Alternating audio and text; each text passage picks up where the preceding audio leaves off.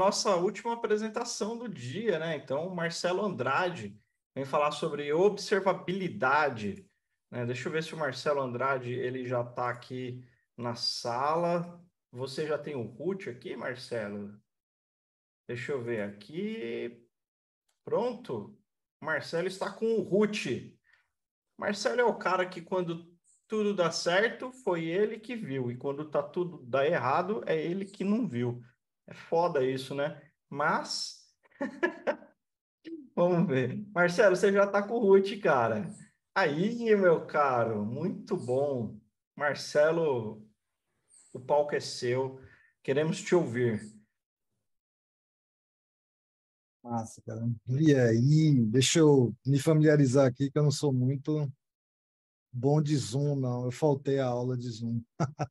Ah, mas primeiro, deixa eu me apresentar aí para a galera. Meu muito boa tarde, pessoal. Um prazer enorme estar aqui com o Daniel e o pessoal da galera do DevOps Experience. Espero que vocês não estejam muito cansados depois de um dia inteiro de apresentação, certo? Espero que vocês não estejam muito cansados, porque temos conteúdo aí para vir. O que que nós temos aqui hoje para falar? Temos. Cadê a tela? Vamos colocar a tela.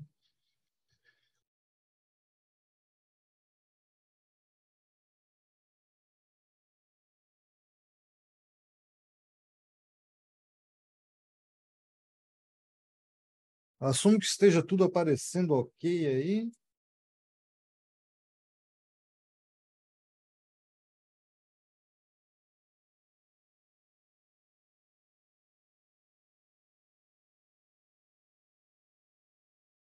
Ótimo. O Zoom deu uma aloprada aqui com a minha cara, mas eu estou me acostumando para ver. Eu acho que vocês estão vendo a apresentação, né? Então, um assunto de hoje, o último assunto de hoje, espero que tenham gostado da apresentação da galera.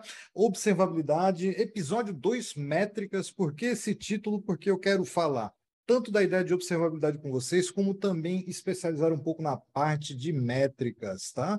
A gente não vai falar de pipeline hoje, tá, Isaac? Porque a ideia é falar um pouco do conceito de observabilidade, que é uma coisa que eu vejo muita gente gaguejar quando a gente vai falar sobre, né? Mas antes da gente começar a falar de observabilidade, aquela apresentação bacana, Marcelo Andrade, também conhecido como Dev SRS, beleza? O Dev não é de desenvolvedor, na realidade, eu trabalho muito mais apoiado com operações do que com desenvolvimento de software, eu sou da área de infra, né? A piada que eu contava quando a gente começou o trabalho com Kubernetes era que todo o trabalho era jogado nos dev SRS da gente, é daí que vem o nome, se você sempre se perguntou porque eu uso esse sufixo impronunciável, vem daí a origem. Eu nunca fui muito bom de nomes tipo DevOps Ninja, como o Jonathan Baraldi aí soltou. Ah, eu tenho uma presença digital limitada, eu faço muito post técnico, conteúdo exclusivamente técnico no Instagram, tá? Eu gosto de fazer, gosto do modelo como o Instagram usa a plataforma. Eu também faço live todos os sábados à noite, 9h30 da noite no Twitch, né? Eu tenho um canal do YouTube, tem pouca gente lá, eu não ainda faço, vamos dizer assim, posto grandes conteúdos ainda, pretendo estrear. Se você gosta de YouTube, quer que eu apareça lá mais frequentemente, dá um toque, dá um sub lá também. E Twitter eu quase não uso, tenho basicamente para acompanhar as notícias. Pode procurar em qualquer uma dessas 4 redes com esse nome aí, provavelmente você me acha, ok? Né? Mas por que que você deve me ouvir? Por que que eu tenho alguma relevância aí em termos desse assunto em particular? Primeiro, eu trabalho com Kubernetes há 6 anos, não sei quanto, eu perdi o começo da apresentação do Jonathan, não sei há quanto tempo ele trabalha, mas provavelmente se ele trabalha há muito tempo, ele sabe que 6 anos de Kubernetes não é exatamente pouco, né? O Kubernetes existe, vamos dizer assim, publicamente desde 2015, eu comecei a mexer em 2016 com o Kubernetes, né? E eu trabalho com implantação em órgão público, eu sou funcionário do SERPRO, Serviço Federal de Processamento de Dados, empresa ligada ao Ministério da Economia. Sou funcionário público. Se você tem alguma experiência negativa com funcionário público, espero conseguir desmontar a imagem negativa que você tem, mostrando que nós também temos qualidade. Além disso, eu tenho 25 anos de experiência mexendo com Linux, desde 97, com conectiva Parolin. Eu também tenho 37 certificações na área de cloud e cloud native, das quais todas elas espalhadas aí entre esses principais cloud providers, e a CNCF. Como curiosidade, eu também conheço todas as capitais do mundo e tenho uma coleção de mais de 225 perfumes. E já conheci mais de 15 mil fragrâncias diferentes. Eu entendo de TI um pouquinho. Se você quiser falar de perfume, aí sim eu sou especialista. Beleza? Essas são algumas das certificações que eu tenho. Eu tenho todas as certificações existentes disponíveis para Kubernetes, inclusive a KCNA. Eu sou Prometheus Certified Associate, uma certificação que tem poucas pessoas no mundo, primeiro porque ela é nova, recente, e segundo porque ela é fácil e tem um custo extorsivo. Provavelmente ninguém vai fazer essa certificação, provavelmente ela não vale a pena para a maioria das pessoas. Mas isso aí são os cloud providers e algumas das certificações que eu tenho. Eu entendo um pouquinho do que eu estou falando de cloud e coisas do tipo. Mas o assunto hoje aqui não é cloud, tá?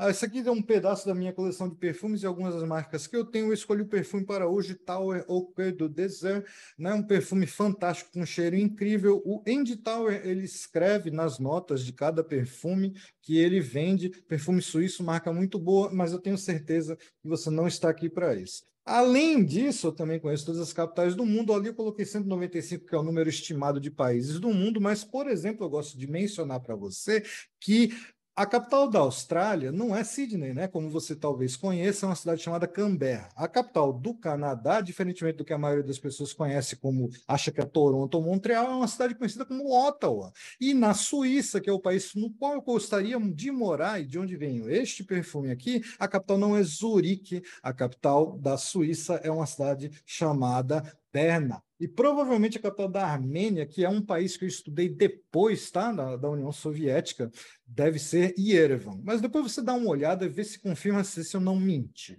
Mas você não está aqui para me ouvir falar de capitais, você não está aqui para me ouvir falar de perfumes, nem de certificações de cloud. Você quer saber de observabilidade. Mas antes de falar de temas de moda, é uma coisa que eu gosto muito, é desconstruir temas de moda. Tá? Vamos falar de duas outras coisas que não estão na moda. Né? Primeiro, debug e segundo, monitoração. São duas coisas que definitivamente não estão na moda e ninguém liga, não é isso? Observabilidade, por outro lado, está na moda. Então, o que é debug? Essa é a definição que eu tirei da Wikipédia, você consegue ler, eu não vou ler para você, né? Mas todo mundo sabe o que é debug. Debug é aquele processo no qual você passa várias horas debruçado em cima do código para poder evitar de ler 5 minutos para saber como aquela porcaria funciona. Você devia ter lido a documentação antes. Né? Todo mundo tem o seu conjunto de histórias de horror de processo de debug, porque o cara trocou um nome, botou uma letra maiúscula no lugar errado, ou errou um endpoint por bobagem. Enfim, todo mundo é familiarizado com o conceito de debug. Eu preciso que você guarde essa ideia aí para que a gente consiga avançar com um tema, né? Provavelmente você também conhece a história de que a palavra bug veio de uma mariposa que ficava se batendo nas válvulas. Essa história ela é verdade, tá? A mariposa, inclusive, ela está colada numa fita nesse cartão relatório da Almirante, da equipe da Almirante Grace Hopper contra a Almirante, salvo engano. Ela existe, ela está realmente neste cartão, mas a palavra de bug apropriada, vamos dizer assim, aplicada a esse conceito, Thomas Edison já usou em uma de suas patentes quando ele estava tentando tirar o chiado da sua invenção. Então, a palavra bug vem de bem antes. E imagine que bug você depurava desde o início da computação, né? Não é com um microcomputador e com o teu sistema que você começou a depurar. Quando o ENIAC tinha 18 mil válvulas e uma delas queimava, alguém tinha que depurar o programa, ele tinha que achar a válvula que queimou e trocou. Quanto tempo você demorava para trocar uma das 18 mil válvulas queimadas do ENIAC? No auge do desempenho da performance da galera, eles metrificaram isso e eles faziam abaixo de 15 minutos. Imagina como é achar uma válvula dessa. Então, debug não é uma coisa nova, não é uma coisa que está na moda, é uma coisa que todo mundo tem que se preocupar, principalmente se você for dev. Agora, e a monitoração, né? A monitoração, essa definição é interessante, porque se você ler, é o processo contínuo e sistemático de coleta e análise de informações para determinados processos. Essa definição não é de monitoração, monitoramento de ativos de TI, tá? Estamos falando de monitoramento num conceito global de área que não tem absolutamente nada a ver. Isso aqui é administração e gestão de times, monitoração e avaliação, mas é a mesma coisa em TI. Você vai ter um processo estabelecido para gerar informações e analisá-las posteriormente. A análise da informação é tão importante quanto a coleta.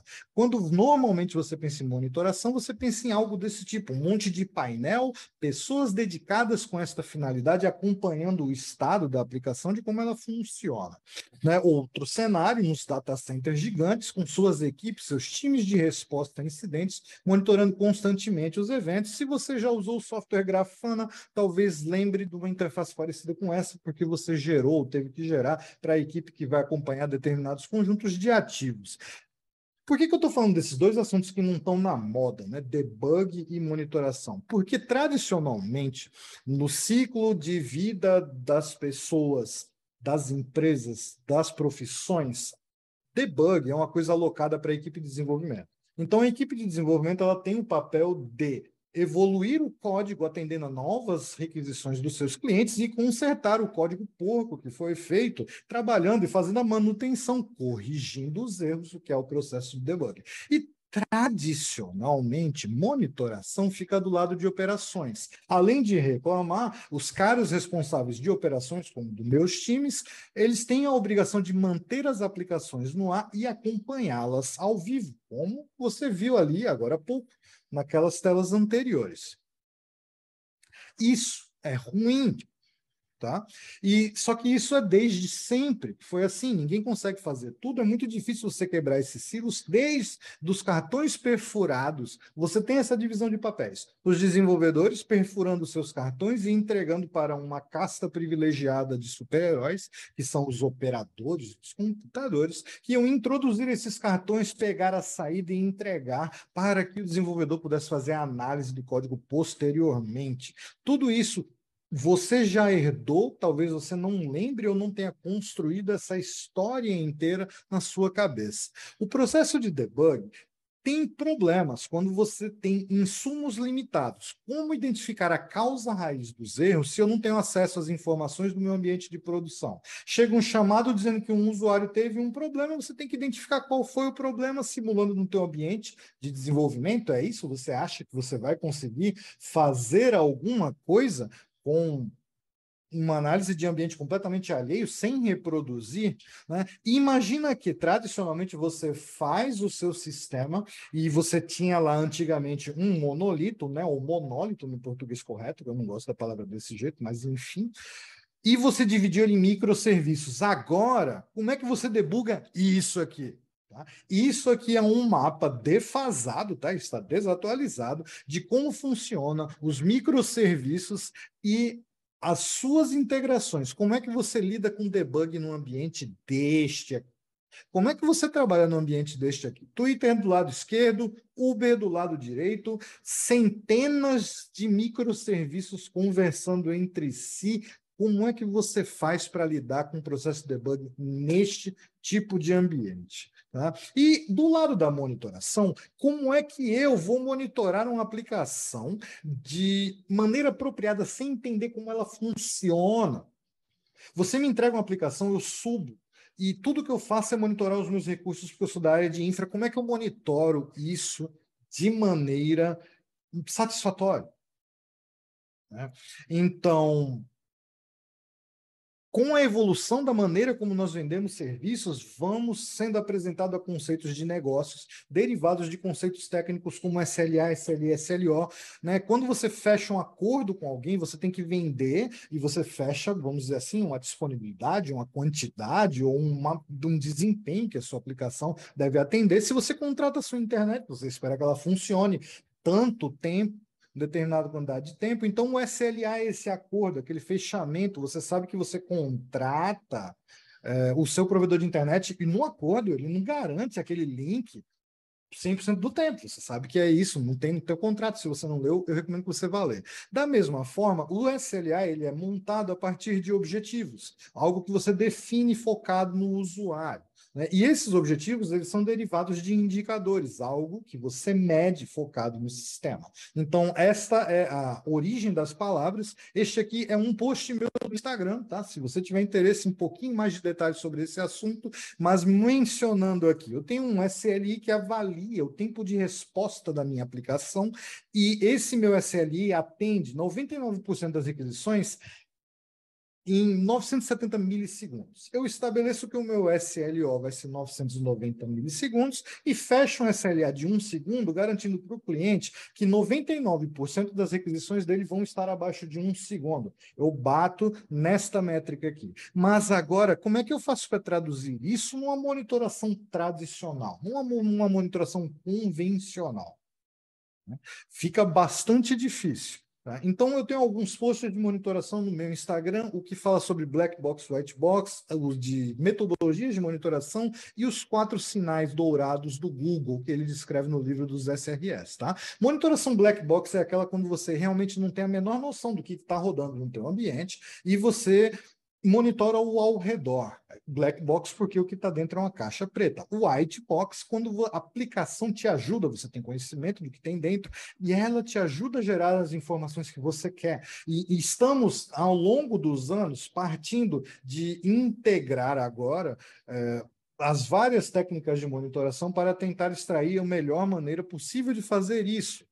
Então, quais são os 4 sinais dourados do Google? Na sua monitoração, o foco deve ser em medir o tempo das requisições, a latência delas para atender, o tráfego, o volume de requisições atendido, o número de erros que a sua aplicação dá e a saturação da sua aplicação. Esses são os 4 sinais dourados do Google.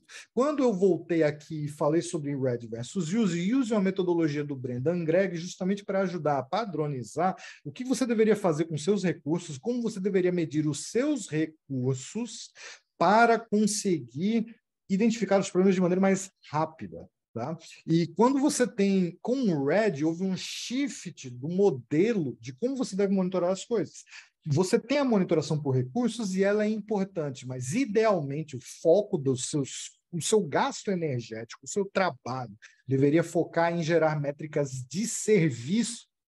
Né? Então, a metodologia RED usa 3 destes 4 sinais aqui, que na realidade ele deixa a saturação de lado, porque é relativamente fácil, embora que não seja nem sempre fácil assim, você medir se uma CPU está saturada, se uma memória está saturada, se o I/O de disco está saturado. Mas é mais difícil você medir a saturação de uma aplicação. A saturação é um caso avançado e o cara que criou o que ele chama de metodologia RED deixou a saturação de lado porque ele sabia que não era viável para ele estabelecer aquilo naquele momento. E grande maioria das pessoas não consegue fazer isso porque não consegue fazer testes de carga que repliquem os ambientes de maneira, vamos dizer assim, próxima da realidade. Né? Normalmente você vai entender a saturação do teu serviço no mundo real, na vida, na monitoração atual. Como é que eu faço para conseguir contemplar essa mudança, esse shift de paradigmas e requisitos e conflitar esses 2 tipos de trabalho? Tá? Então, existe o conceito de aplicação, de ferramenta de APM, que é Application Performance Monitoring. Esse nome ele era Application Performance Management no começo. Quem acha que a APM nasceu com Dynatrace, Splunk, New Relic está enganado. Isso aí existe desde a década de 90, mas assim como tudo em TI evoluiu para o modelo que você tem hoje, na década de 90 isso se chamava Application Performance Management, inclusive o termo da Wikipédia é esse. E para o tempo moderno, mudamos, já viemos para Application Performance Monitoring, justamente porque a ênfase é nisso, mas a APM faz só isso? Vamos ver um dos textos mais importantes sobre a revolução da monitoração com o post do Twitter falando sobre observabilidade no Twitter. Lembra daquela rosquinha com centenas de microserviços? Essa imagem é deste post aqui. A palavra veio em 2013. Se você ouviu ela há pouco tempo, né, é porque a monitoração com foco em observabilidade chegou em 2018, 2019 para o resto do mundo, mas as pessoas já estavam discutindo a mudança de paradigma do processo de monitoração e debug necessário para atender. Ele não fala só de monitoração nesse artigo, ele fala de monitoração e debug. Nós precisamos juntar esforços dessas duas disciplinas para conseguir efetivamente mensurar e resolver os problemas de maneira mais inteligente e mais rápida. Tá? Num segundo artigo, eles citaram os 4 pilares da monitoração deles, da observabilidade deles, e aí você vê que vem daqui aquela ideia dos 3 pilares da observabilidade, que talvez você nem consiga definir a observabilidade direito, mas você consegue citar os 3 pilares da observabilidade. A diferença de monitoramento para monitoração vai de quem usa, cara, no final das contas, pode assumir como sendo a mesma coisa. Tá? Muita gente fala monitoramento, eu gosto de falar monitoração, eu acho que porque não sei. Né? Mas, salvo engano, em Portugal se fala mais monitoração. Então, nós temos aqui, esses são os pilares definidos pelo Twitter no post de 2016. E, obviamente, a galera intelectualmente bem dotada se junta em congressos e apresentações e discutem ideias que efetivamente culminaram com isso aqui, a definição dos 3 sinais que as aplicações geram para você conseguir estabelecer um melhor processo de monitoramento e de debug das suas aplicações. São eles os logs. Aquele print que você dá no meio da tua aplicação é o precursor do log. Né? As métricas, que nada mais são do que um tipo de log, que normalmente é numérico, com um propósito bem definido, com uma aplicabilidade bem específica, que não é apenas reportar alguma mensagem.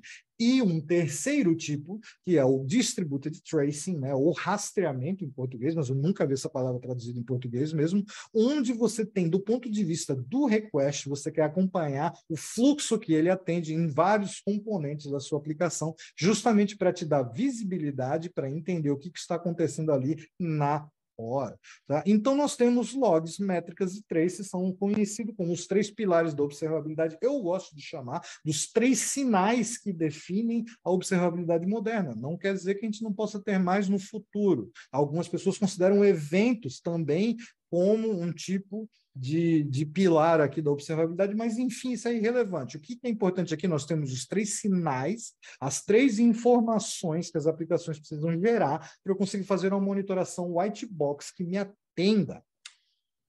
Se você nunca ouviu falar de Distributed Tracing, isso aqui é um exemplo do AWS X-Ray, um sistema de Distributed Tracing que você pode usar, se você quiser pagar a AWS. Existem outras alternativas de software livres e tal, mas isso aqui não é o foco do que eu queria falar hoje, porque é um assunto ridiculamente complexo que a gente mergulha, assim como logs, que é um problema de Big Data para você tratar e lidar em larga escala. Tá? O que eu queria mencionar para vocês, que eu queria que vocês saíssem daqui entendendo claramente que o Twitter, nem foi uma empresa que criou a observabilidade. Ela é um conceito, é um termo acadêmico adotado para um problema moderno. Esse aqui é um paper de 1960 do Kalman, um cara revolucionário em teoria dos controles, e ele define, neste paper aqui a gente tem a definição de alguns itens, e 2 deles são particularmente importantes. O primeiro é a controlabilidade, importantíssimo para o Kubernetes. Se você entender a ideia de controlabilidade, você vai entender o que é o controller. Né? Aqueles controles do Kubernetes, para que eles servem, vem deste termo aqui, e a observabilidade. A possibilidade de eu conseguir olhar para o sistema, não olhando para dentro dele, porque é impossível, mas para suas saídas. Então, para mim, essa é a minha definição de observabilidade. É a descrição do estado, quanto eu consigo analisar do estado de um sistema a partir de suas saídas. Né? Para mim, essa é a melhor definição de observabilidade. Né? Muitas pessoas insistem, aqui eu deixei os pilares para vocês, que observabilidade é um conjunto de ferramentas, é diferente de monitoração e não sei o quê, e tem um monte de definição, um monte de papinho, tá? Mas eu gosto de entender observabilidade como uma característica que você tem de um sistema, de quanto ele é capaz de te dar as informações e do quanto você é capaz de inferir a partir delas, e de log, ou de monitoração, que é um processo técnico, que você provavelmente engloba um no outro. Tá? Então, se você quiser uma definição que separa ferramentas e coisas do tipo, essa aqui é do DevOps Research, é uma definição que diz que monitoração é algo pré-definido e observabilidade explora propriedades e padrões não pré-definidos. A apresentação, ela não subiu ainda, tá, Márcio? Mas eu vou subir ela para o link que eu deixei lá com o Daniel, não se preocupe, que ela sobe hoje ainda, tá? É só porque ela não existia até hoje de manhã. E Aqui a gente tem o conteúdo técnico de alto nível para falar sobre observabilidade. Eu quero mostrar para vocês a parte de métricas. Tá? Então, por que métricas? Né? As métricas elas são legais porque ela te permite explorar coisas do teu sistema que você nunca seria capaz de fazer sem com a abordagem. E qual é a ferramenta que eu escolhi? Como eu sou um Certified Prometheus Associate não Tabajara, eu escolhi o Prometheus por causa disso. Tá? Então, aqui tem uma série de posts no Instagram sobre Prometheus, por que usá-lo, como são as métricas, como funciona.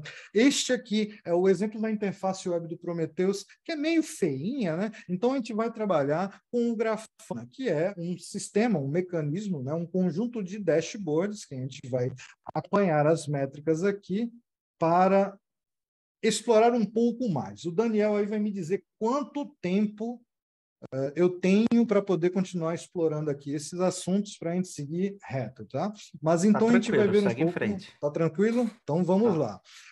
Eu vou falar de Prometheus, o que é, quais são os 4 tipos de métricas e mostrar alguns exemplos.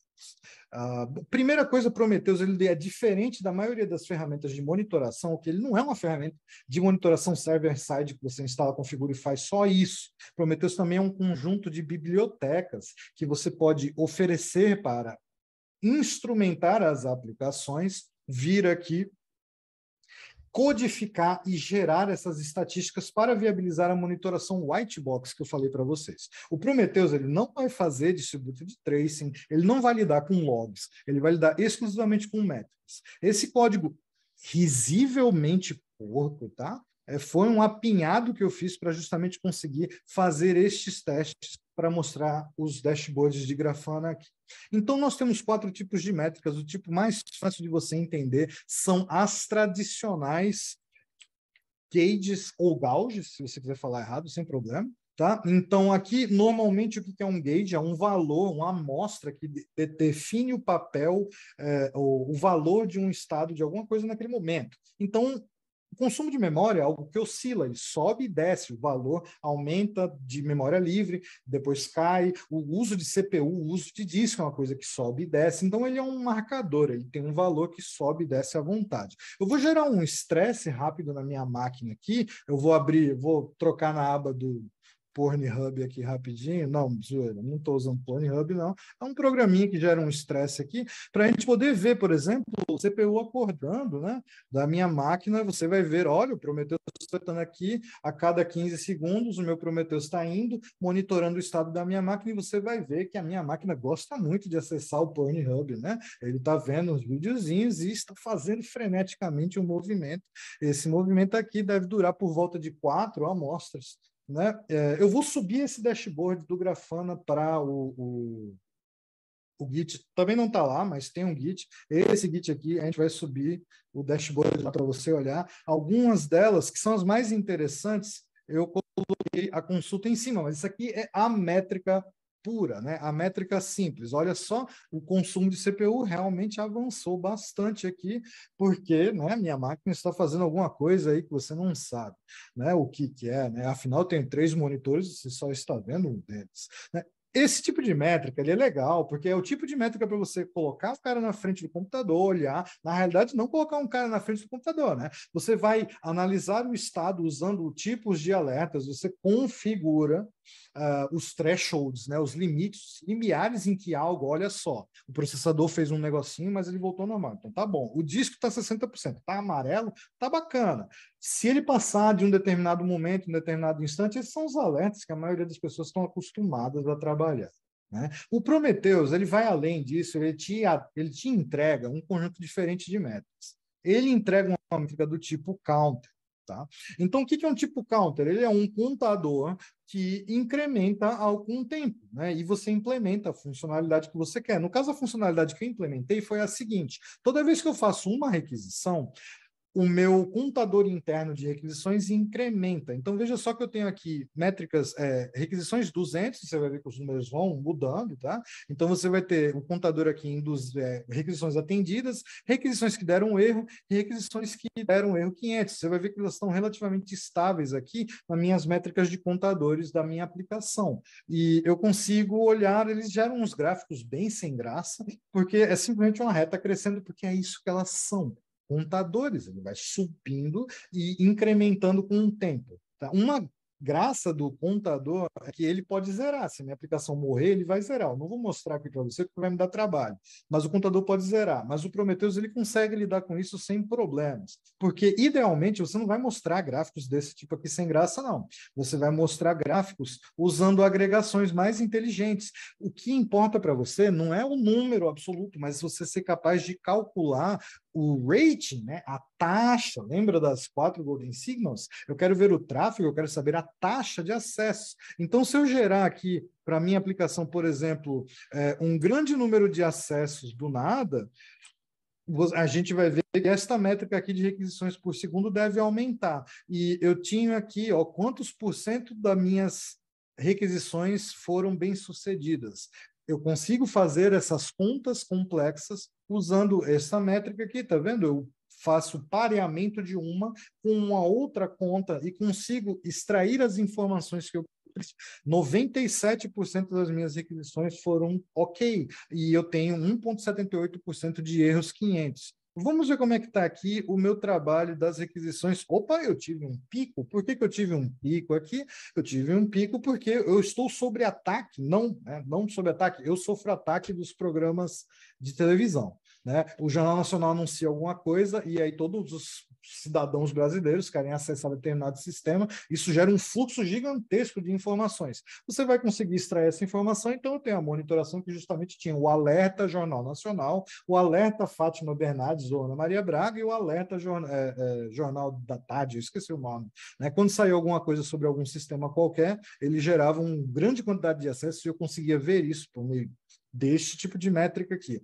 Os ratings me entregam esse tipo de coisa. E isso é particularmente legal, por exemplo, quando você faz um deploy. Então, o conjunto de desenvolvedores faz o deploy e agora que a gente fez o deploy, vamos perceber se tem algo errado. Vamos olhar aqui o nosso dashboard de requisições e a gente tem, acompanhando as requisições de erros, as requisições de 404, vamos perceber se a gente observa alguma coisa enquanto eu respondo a pergunta aí. O que eu acho do Datadog? Cara, eu trabalho numa empresa pública, então a gente usa as tecnologias que são capazes de ganhar licitação. A gente descreve elas de alguma forma, tá? Não sou eu que descrevo, não participo desse processo, e aí a gente usa as ferramentas que efetivamente concorrem nas licitações. Então, eu nunca tive a oportunidade de trabalhar com Datadog, Splunk, New Relic, Dynatrace, qualquer uma dessas. Né? Então, o que eu conheço é o que a gente pode usar de software livre, e eu trabalho com software livre há muitos anos. Eu trabalho há mais de 15 anos implantando soluções Linux e coisas do tipo.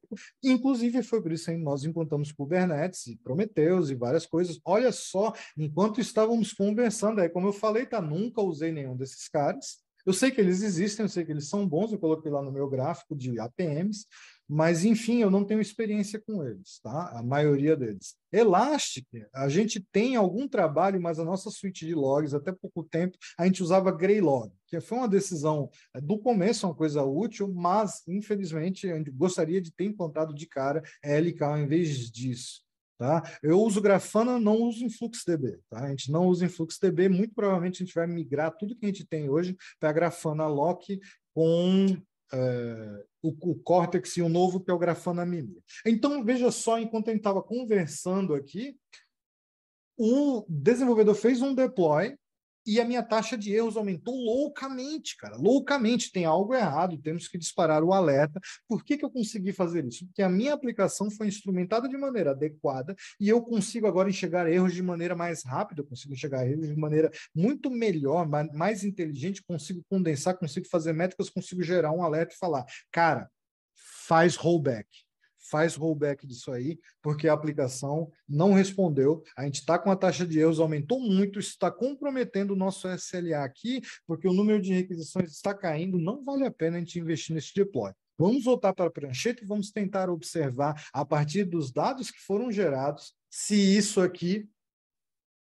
foi causado por alguma coisa nossa ou se algum outro tipo de problema. Tá? Então, isso aqui são, vamos dizer assim, o pilar fundamental de como o Prometheus trabalha, orientado a contadores. Vem as duas outras métricas complicadas do Prometheus, que são os histogramas. Tá? Pouca gente consegue passar dessa etapa aqui sozinho, principalmente se for fraco de matemática. Eu tenho um post sobre histogramas e sumários aqui no meu Instagram. Qual é a graça dos histogramas? A primeira coisa que ele faz, ele cria dois contadores, um para contar todas as requisições que foram feitas e a duração, ou o tamanho, ou a dimensão que você quer. Ele faz uma soma e ele faz um count.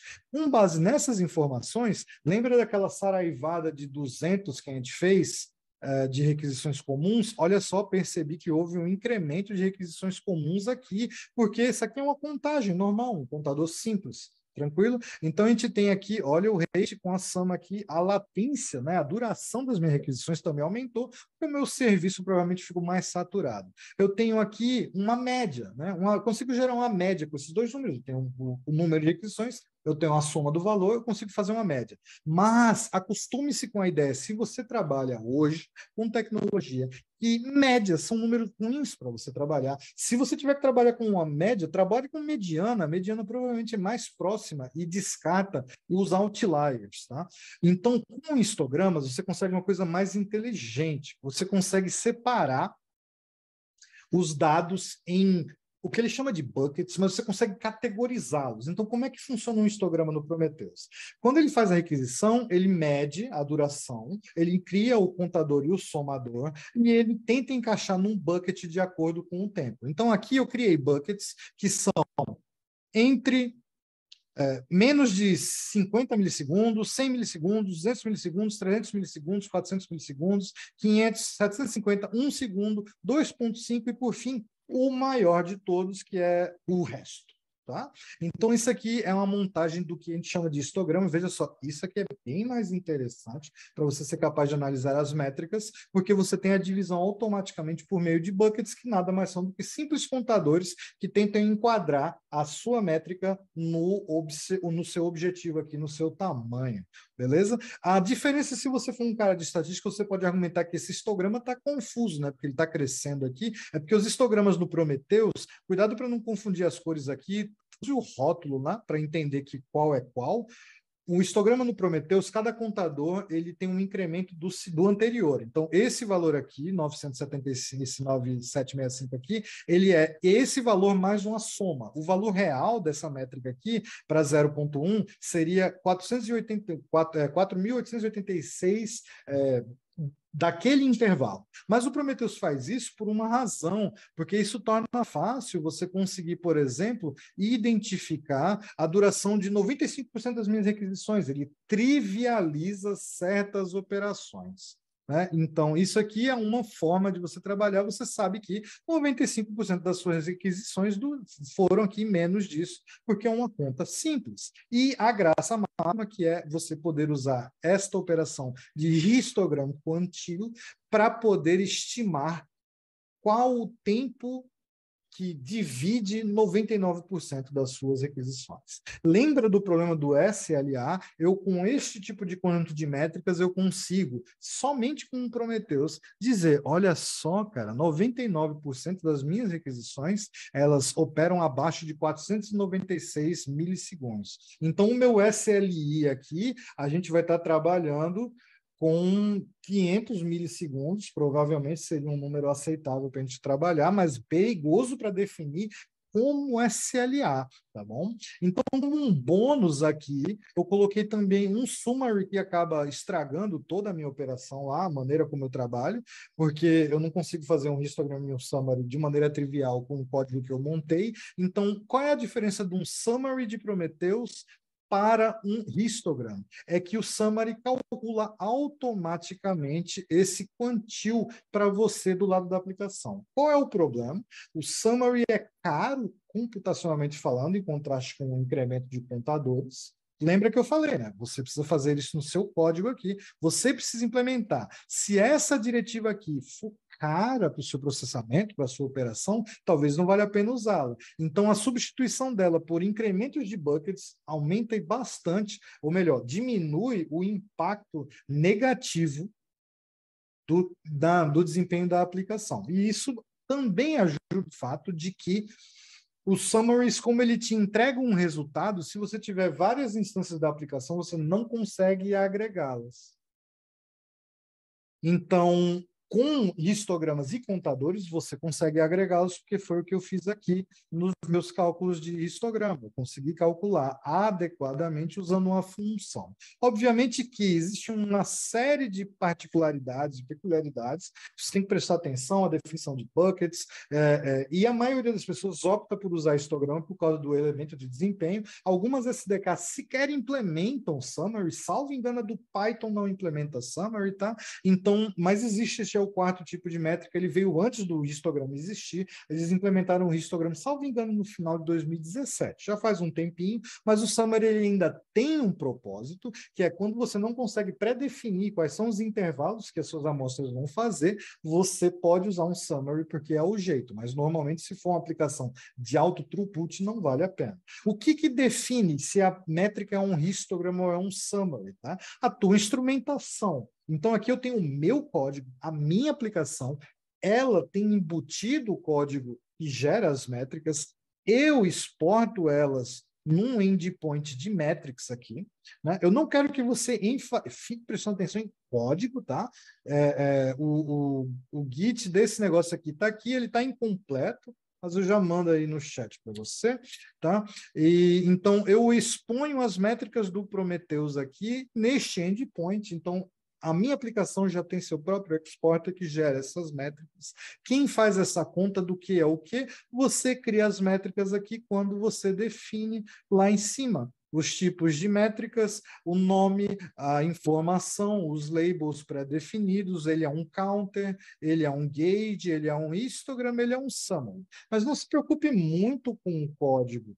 Não, tá? O importante é você entender a ideia de que você precisa fazer uma cirurgia na tua aplicação para que ela implemente as métricas que você precisa. Algumas ferramentas fazem autoinstrumentação, porque inclui uma biblioteca, faz um monte de coisa, essas coisas proprietárias que normalmente têm um preço caro, aí você escolhe se você quer pagar o preço caro de uso da ferramenta ou o preço caro de instrumentar o teu código com alguma coisa que você possa usar que seja, vamos dizer assim, não dependente de um contrato ou de um custo. Tá? Então, isso aqui são as métricas que a gente tem, um exemplo básico, que é justamente o cálculo do SLA. Eu posso fazer isso de maneira trivial, trabalhando única e exclusivamente com um bucket, dividindo pela conta. Aqui tem alguns exemplos de consultas, eu vou subir esse dashboard aqui para vocês lá para o GitHub, mas mais do que subir o dashboard, que aí você tem que usar o Grafana, eu vou tentar elencar quais foram as consultas que eu fiz em cada um, fazer uma representação das figuras para ficar mais organizado para vocês. E é isso que eu tinha para falar para vocês de observabilidade. Entenda a ideia, desacople a ideia do modismo, tá? E gere as estatísticas que você precisa para enxergar e atingir os seus objetivos de monitoramento e de debug.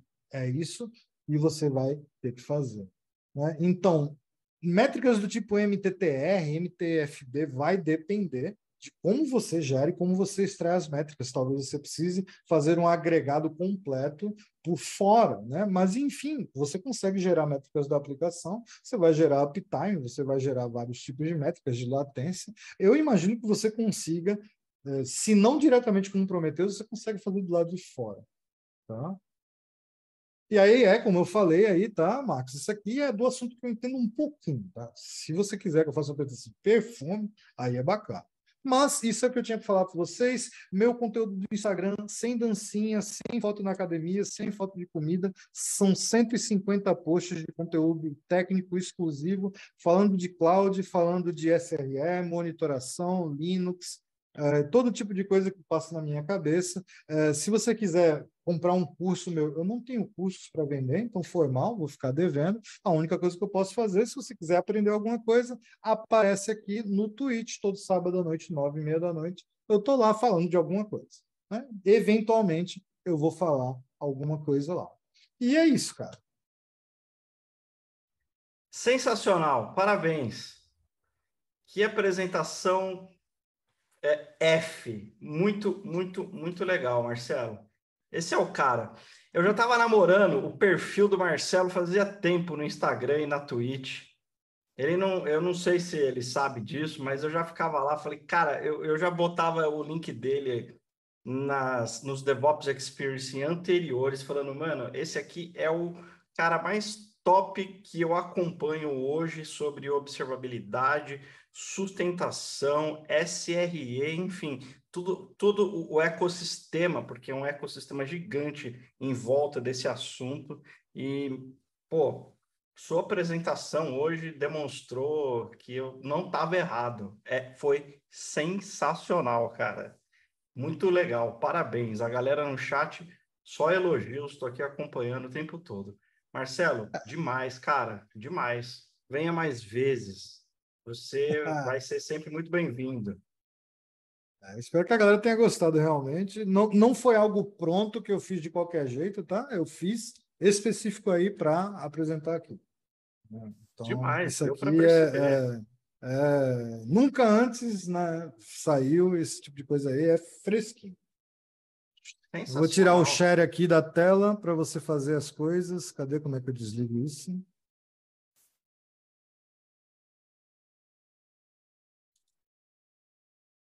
Deixa eu te ajudar aqui, ó. Me Peraí. ajuda aí, cara, que eu não sei usar o Zoom, não. Aê, foi. Muito bom, cara. Galera, o que vocês acharam? E aí? Vale o cara vir muitas outras vezes que ele quiser, né? Digam aí no chat, põe aí. Aí, ó, o cara é um ET de cabuloso. Foda demais, certeza. Monstro, doidão, sensacional. Top. Cara, vamos prestigiar o Marcelo lá no Instagram dele. Tem realmente muita coisa boa. Lá na Twitch também. Eu já acompanhei várias lives do Marcelo lá na Twitch. Sigam ele, ele colocou o link aí para vocês, né? Realmente o cara é demais. Marcelo, você pegou pesado no Kahoot? O que Não, na você acha? realidade, assim, eu gosto de fazer pegadinha, eu gosto de falar pegadinha, tá? Pesado eu não peguei, não, mas você tem que ter prestado atenção no que eu falei para poder responder, né? Algumas perguntas, se você nunca ouviu falar do assunto, se não estava prestando atenção, não vai rolar. Mas não tá difícil, não. O Monfardinel aí, que eu acho que estava no chat, ele falou assim, né? Quer ver alguém acertar alguma pergunta aí dele? Aí eu, pô, realmente, eu acho que eu exagero quando eu vou fazer simulados. Vamos fazer uma coisa um pouco mais contextualizada aí, né? Então, tá tranquilo, tá tranquilo. Tá difícil, É, mas tá bacana. Vamos lá. vamos lá. Iniciar. Vou compartilhar minha tela com vocês. Deixa o Kahoot carregar aqui para mim. Beleza. Tô dando uma colher de chá para vocês. Eu tô esperando mais tempo do que normalmente eu falo, hein?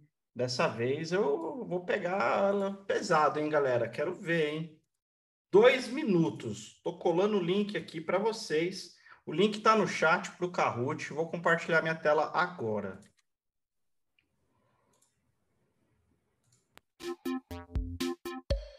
Pronto, Kahoot na tela.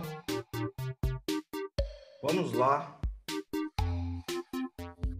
Que apresentação. Para quem não sabe, depois vocês vão poder acessar essa apresentação do Marcelo no YouTube. Esse conteúdo ele compartilhou os links com a gente vai mandar para vocês. Mas o mais importante disso é porque esse é um assunto que está em constante transformação, né? Não é uma coisa assim que tá ali no canto, uma vez você assiste, retorna daqui a um ano, não. A coisa muda muito rápido, evolui muito rápido. Então é importante acompanhar o Marcelo, principalmente lá na Twitch, porque ele é um cara que traz o que tem de, assim, na crista da onda sobre o assunto. Tudo isso que ele compartilhou com a gente são informações, insights muito legais. Por exemplo, a troca do Greylog pela suíte da Elastic. Né? Pô, sou mó fã do Greylog, cara. Adoro ele, já usei demais, mas não tem jeito. O Elastic é melhor.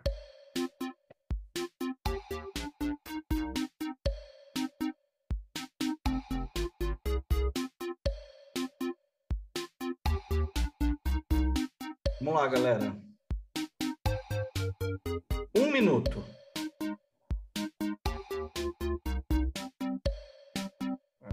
Um minuto. Vamos ver se o Monfardinel tá certo.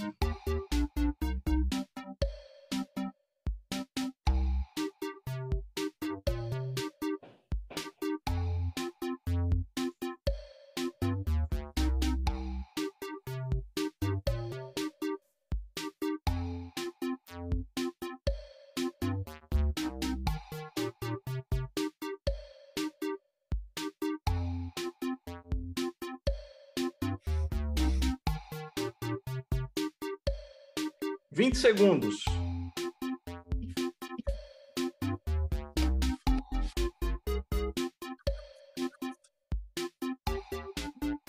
Bora pro Kahoot. É o último Kahoot do dia.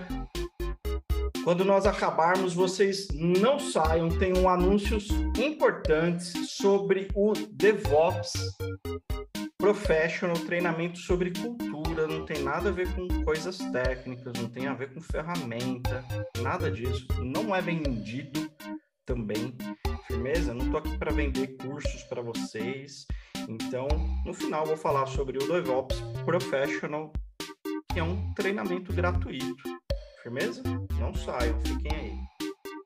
Deu uma estabilizada, deu 1 minuto e 30 aqui, 142 pessoas, não vai pipocar mais ninguém. Já dei aquele choro devido. Iniciar. Observabilidade, episódio 2, métricas.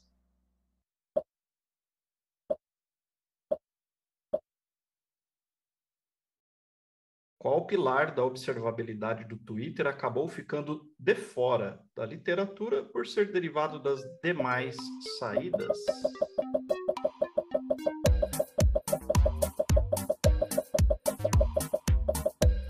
Nossa, a galera tá respondendo rápido, hein? Olha, já estourou lá, vai dar sem tanto de acabar o tempo.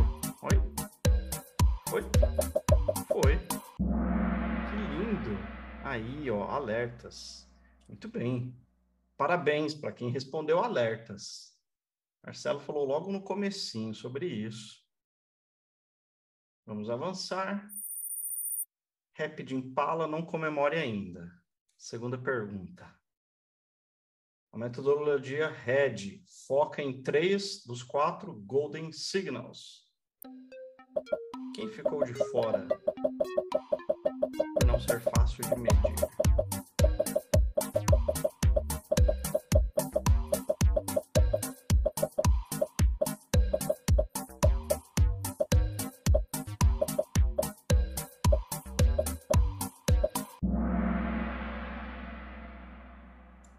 Aí, ó, saturação. É isso aí, saturação ficou de fora, a grande maioria acertou. Como estamos? Aí, Rap de Impala caiu para terceiro. Ótimo, eu gosto assim, quando dá aquela... Viu? Oh, não foi bem assim. Ótimo. Segunda, terceira pergunta. Para autocompletar, hein? O da minha aplicação consiste em vários acompanhados via... Não prestou atenção, não pegou. Faço que eu...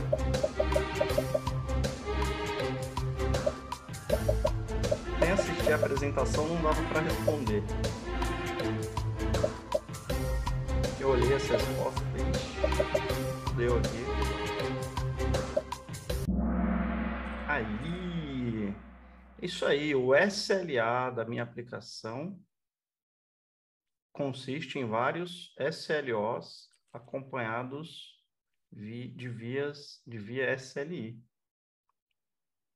Show de bola.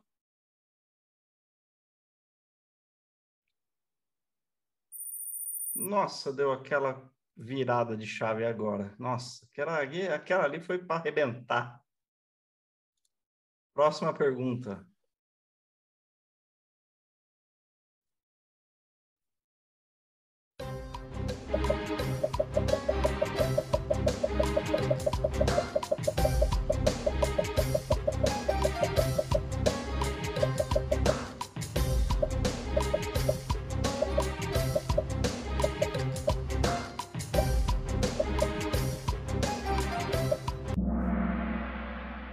Aí, ó, que tipo de métrica o Prometheus já gera e exporta as métricas de quantis na própria aplicação? É o summary. Eita, ficou mal escrito, né? Acho que eu botei uma palavra errada. O que eu quis dizer é quem é que já calcula o quantio na própria aplicação. É, Os histograms, ele calcula os quantis numa função do lado do servidor, né? Então, a aplicação já gera a métrica com o quantio do tipo do summary. top. Aí, ó. Vai ter que adiar a prova, professor, mas deu para entender. Ah, aí, ó. A questão é o quantio, tá? Quem perguntar, e o gauge? O gauge é um valor naquele momento, né? É, O contador, ele é um valor arbitrário. A métrica do tipo histogram gera contadores que eu posso transformar em um quantio no meu Prometheus Server. Mas quem é que já calcula, se você for buscar na aplicação um quantio, a métrica do tipo summary, né? E aí foi mal, eu acho que eu falhei aí em não colocar tanta casca de banana, né? Pelo jeito, foi um carrote cheio de reviravoltas aí. foi. Mas deu bom, deu bom. Aí, ó, vamos ver. Próxima pergunta. Como é que tá o pódio? Aí, ó, o Excited ali, Pigeon ali, ele manteve-se em primeiro, cara. Será que esse cara vai levar? Última pergunta. Eita, essa é bronca. Você falou agora no finalzinho.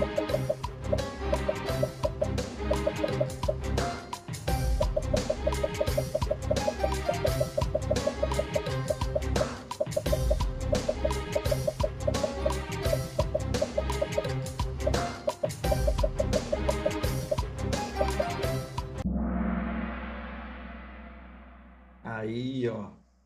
Ele falou agora no finalzinho, ó, o que preciso fazer ao executar o rate para garantir que o resultado não será impactado por um counter reset, né? Ele falou logo no finalzinho da apresentação dele. Nada, né? Pois o rate já faz o ajuste para mim. Eu vou explicar isso aí, porque eu acho que eu falei de maneira muito sutil na apresentação, né? A minha aplicação, ela pode encerrar, dar um erro, ela finalizar, ela vai subir novamente. Quando ela subir novamente, os contadores vão vir zerados. Como é que o Prometheus lida com um contador zerado? Se eu tenho um contador que vai incrementando e estava em 1 milhão e agora ele tem zero, o que que ele faz?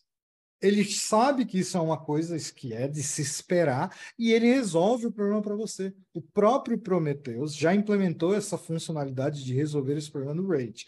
Com o Rate, ele tenta planificar o resultado. Com o E-Rate, ele usa os valores extremos e aí ele sai um gráfico um pouco mais spike, né? Ajuda você a refletir, mostrar visualmente algumas coisas, né? Usar abs aí não faz sentido nenhum também, e trocar de counter para gauge, se você fizer isso, você não pode usar rate, né? Rate, ele demanda que você use counter. Então, na realidade, a resposta é bem isso mesmo. Você não precisa fazer nada, porque o Prometheus, sabendo que isso é uma coisa natural da aplicação, implementou na função rate que ele ignore os resets. Mas eu acho que eu falei muito sutilmente isso, e eu acho que foi sacanagem isso aí, porque acho que não dava para acertar só com o que eu falei, né? Foi mal, peço desculpas. Fiz um Kahoot muito difícil, falhei miseravelmente em fazer um negócio que não fosse cheio de pegadinhas. Vamos ver quem foram os finalistas? Vamos ver, vamos ver. Terceiro lugar, Rapid Impala, o cara subiu, ele tinha sumido. Proud Doping e Excited Pigeon, mano. O cara foi da terceira ou segunda pergunta até o fim. Quem são vocês? Quem é o Excited Pigeon, Proud Dolphin, Rapid Impala? O Alexandre Leal, parabéns, cara. Sensacional. Jorge Tavares, Rapid Impala. Onde você tinha saído do páreo ali, depois voltou, hein, mano? Olha, você pegou, mandou bem, mandou bem, mandou bem. Muito, muito legal. Marcelo, muito obrigado, cara, de verdade. Você quer deixar aí um último comentário para a galera? Ah, bom, espero que a galera tenha gostado mesmo. Sei que é cansativo o dia inteiro. Provavelmente quem começou assistindo não vai aguentar o pique aí de ficar até o fim. Também tá dando a hora. Muita gente já vai largar, né?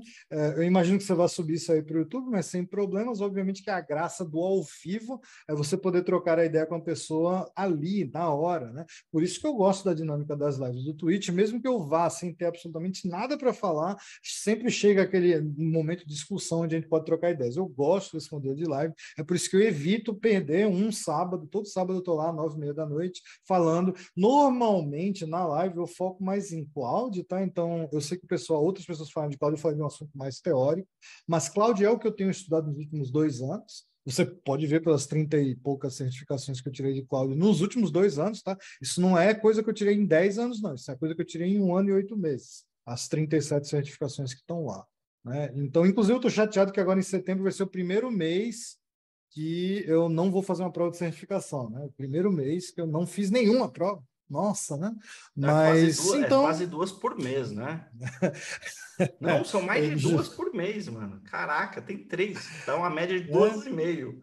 Então, assim, se você quiser trocar uma ideia comigo lá no Twitch, aparece. Eu sei que sábado de noite é uma coisa que, né, nem todo mundo tá afim, a galera, pô, quer tomar uma, quer fazer, quer farrar, quer fazer outra coisa. Eu entendo, mas eu tô lá, qualquer coisa. E quando eu consigo, vamos dizer assim, consolidar um conjunto de ideias bacana, eu posto lá no Instagram.